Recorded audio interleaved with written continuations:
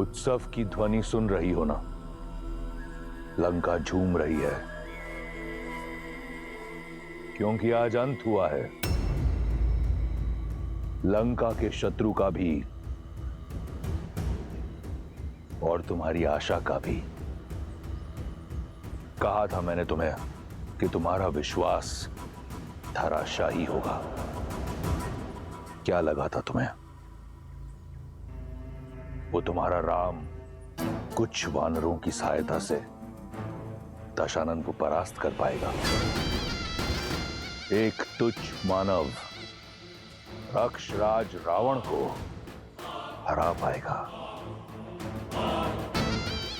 सच कहूं तो तुम्हारी निरंतर प्रशंसा से अनेकों बार ऐसा लगा कि राम कोई दिव्य पुरुष है, परंतु खोखला था तुम्हारा विश्वास। संपूर्ण संसार ने देखा राम का शौर्य।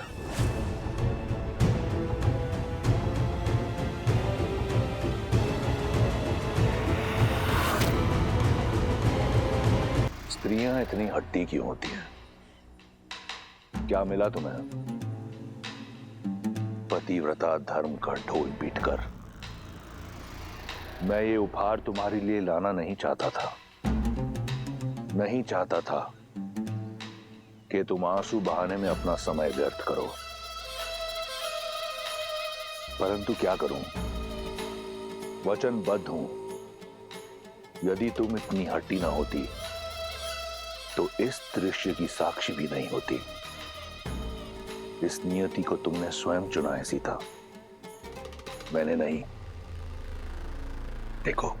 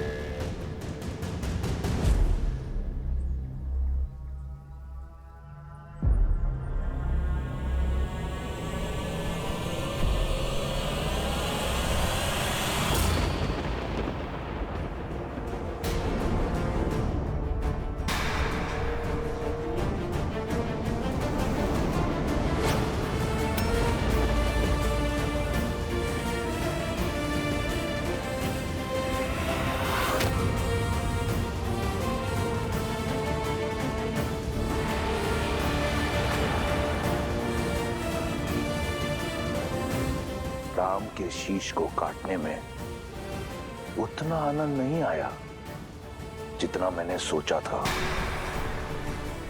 ये पाप मेरा नहीं, तुम्हारा है।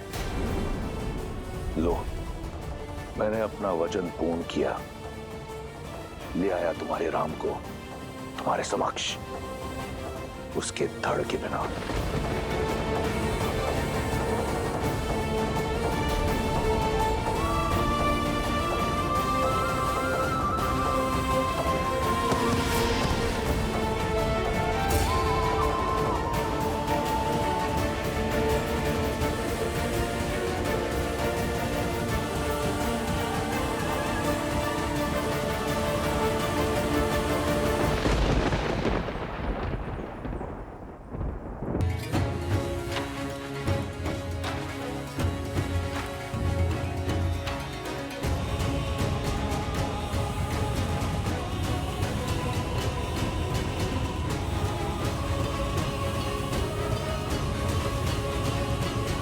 अंततः हम लंका पहुंच गए।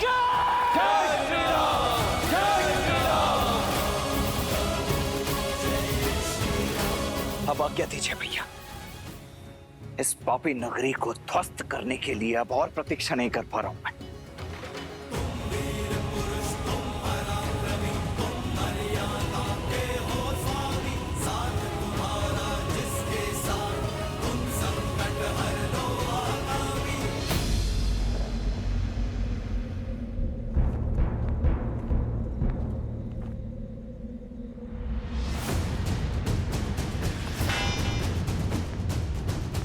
क्या हुआ?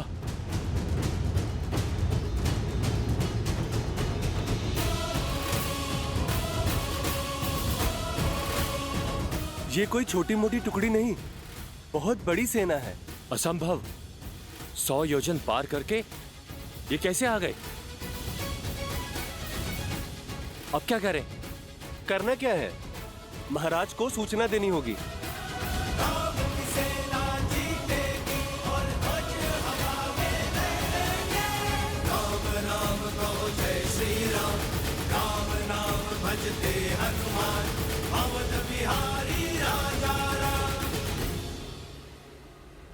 सीते में आ रहा, विवाह में दिया वचन निभाने, तुम्हारे अटूट प्रेम की आशा पूरी करने और लंका का मर्दन कर रावण को तुम्हारे हरण का दंड देने।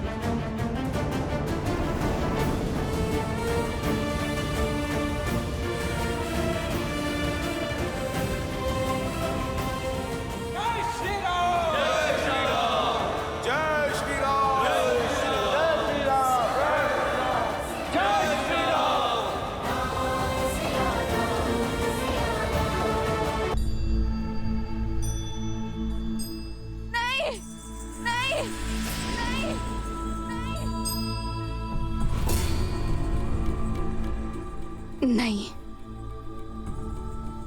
ये नहीं हो सकता। मेरे श्रीराम मुझे छोड़ के नहीं जा सकते।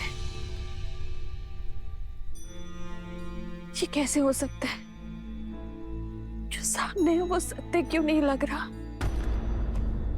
क्यों विश्वास नहीं हो रहा कि आप नहीं रहे, कि मृत्यु ने मुझे पहले नहीं चुना? क्यों देवताओं ने मुझे संकेत नहीं दिया? क्यों महादेव ने मेरा साथ नहीं दिया? क्यों मेरा मन मानने को सच नहीं है कि आप हैं? प्रत्यक्ष को प्रमाण की आवश्यकता नहीं होती सीता। अपनी नियति स्वीकार लो। समझ सकता हूं, एक मनुष्य का छोटा सा हृदय इतना बड़ा शोक संभाल नहीं सकता, परंतु क्या करें, सत्य से मुक्त मोड़ नहीं सकते। नहीं, झूठ बोल रहे हो तुम। जब तक मेरे श्री राम के हाथ में धनुष है, काल भी उन्हें छू नहीं सकता। ये सत्य नहीं है, ये सत्य नहीं, ये सत्य नहीं है। तुम्हारे बंदी पिता झूठे, राम का कटा हुआ शीश झूठा, परंतु क्या यह भी झूठ है?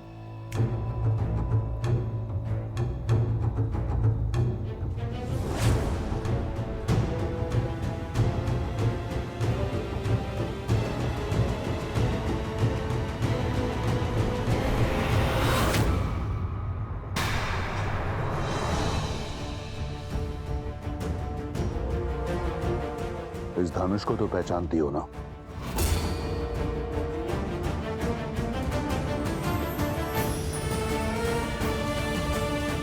ये तुम्हारे वनवासी का टूटा हुआ धनुष है,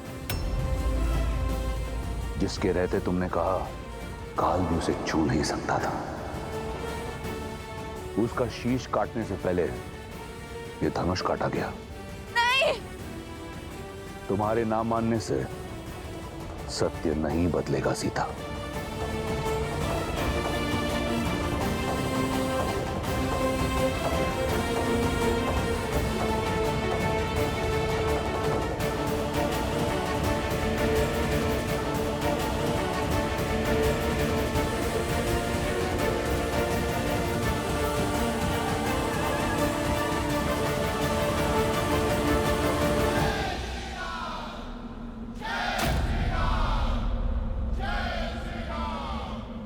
असंभव। इतनी बड़ी सेना सागर पार करके आ गई। लंका संकट में है। लंकेश को बताना होगा। जाओ।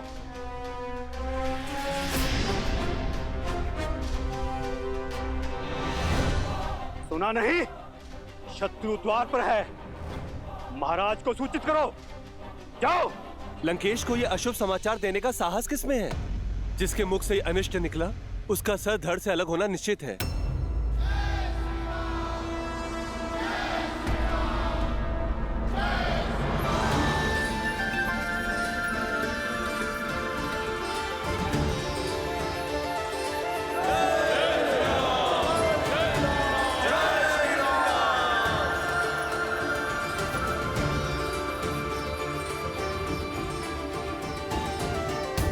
उस चोटी से हम संपूर्ण लंका को देख पाएंगे।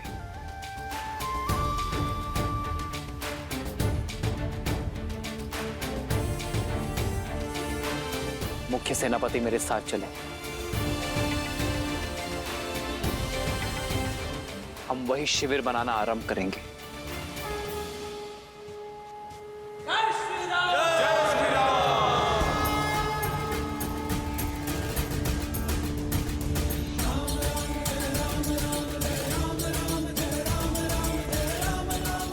सवाल क्या लक्ष्मण?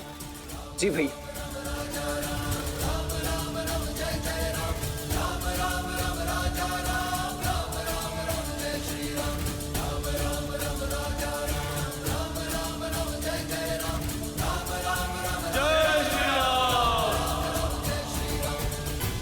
जय श्री राम, जय श्री राम, जय श्री राम, जय श्री राम।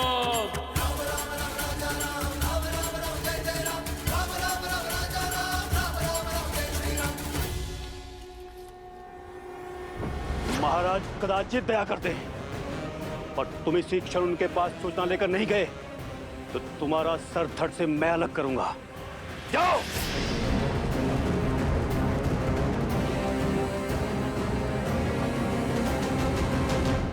ज्ञानी व्यक्ति वो होता है जो दुख के बादलों के बीच छुपे आशा की किरण को पहचान लेता है।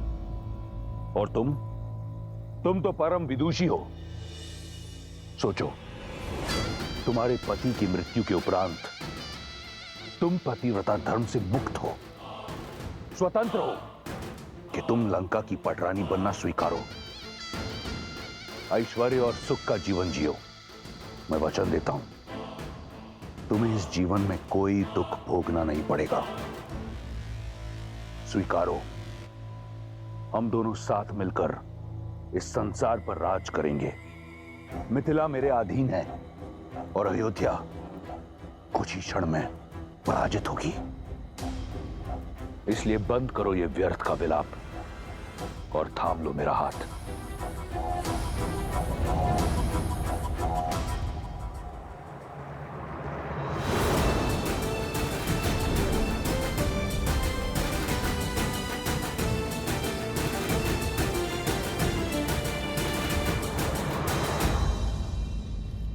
महाराज, महाराज, अभयदान। राम और उसकी सेना लंका तट तक पहुंच चुके हैं।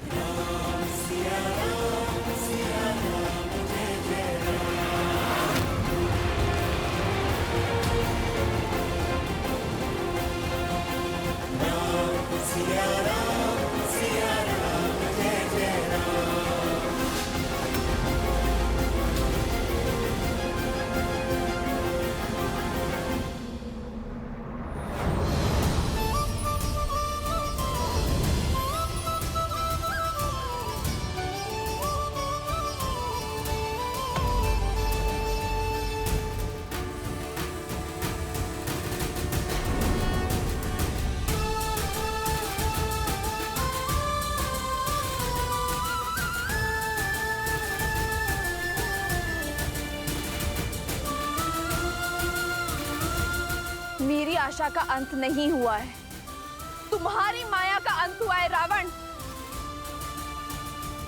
आशा ने मेरा हाथ नहीं छोड़ा है, काल ने तुम्हारा पांव पकड़ लिया है।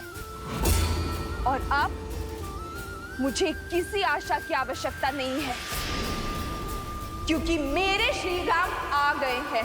क्योंकि मेरे श्री राम आ गए हैं। राम आया है, परंतु लौट नहीं पाएगा। आज जैसे मेरी माया का अंत हुआ है, उसी प्रकार तुम्हारी आंखों के समक्ष तुम्हारे राम के प्राण हरूंगा मैं। राम लंका की ओर नहीं, अपनी मृत्यु की ओर अग्रसर हुआ है। संपूर्ण संसार देखेगा, वहां राम का रक्त बहेगा, और यहां तुम्हारे आंसू। और रावण अपने वचन से कभी विमुख नहीं होता। कहां है राम? मैं भी तो देखूं।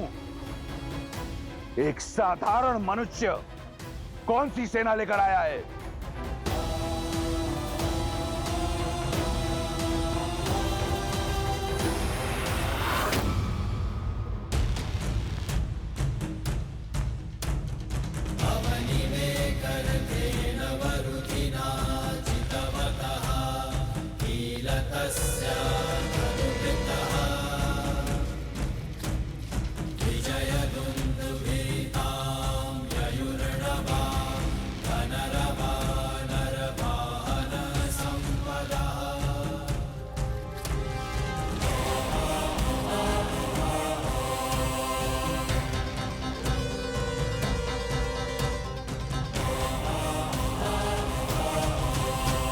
राम यहां आया नहीं, लाया गया है।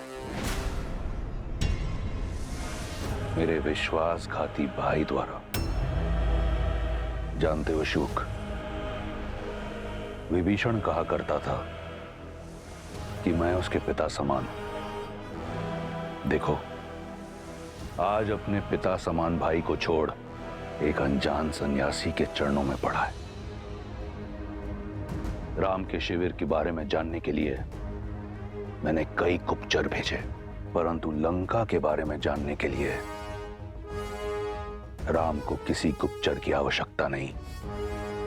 लंका का हर भेद, हर निर्बलता बताएगा वो लंका का भेदी। तुम तो राम के शिविर को जानते हो। जी महाराज। बताओ ये सब कौन है? महाराज, वो जो वल्कल वेश में जटा के साथ बलिष्ठ भुजाओं वाला गौर वरुण वीर है, वो राम का अनुज लक्ष्मण है महाराज। परिचय मांगा है, निबंध मत सुनाओ, संक्षिप्त में बताओ। जी महाराज। और वो वानरों में सबसे अलग दिखने वाला पवन पुत्र हनुमान। जानता हूं, उसे जानता हूं। और वो वानर राज सुग्रीव महाराज, महाबली बाली का अनुज, इस समय किष्किंधा का राजा। मूर्ख, राजपाट त्याग कर मृत्यु से आलिंगन करने चला है। और वो नल और नील है। इन दोनों ने ही ये सेतु बनाया है महाराज। और वो बाली का पुत्र अंगद। तो राम ने अपनी सेना में बालक भी जोड़ रखे हैं। और वो जामवंत महाऋष, सतयुग से जीवित चिरंजीवी देवासुर संग। बूढ़ा है, आगे बढ़ो। और वो हनुमान के पिता केसरी। दो बूढ़े, कुछ बालक, कुछ मूर्ख वानर सहित दो वनवासी और एक विश्वासघाती रावण के समक्ष खड़े होकर उसे परास्त करने चले आए। राम कहां है? दिखाई नहीं देता। वो वहां।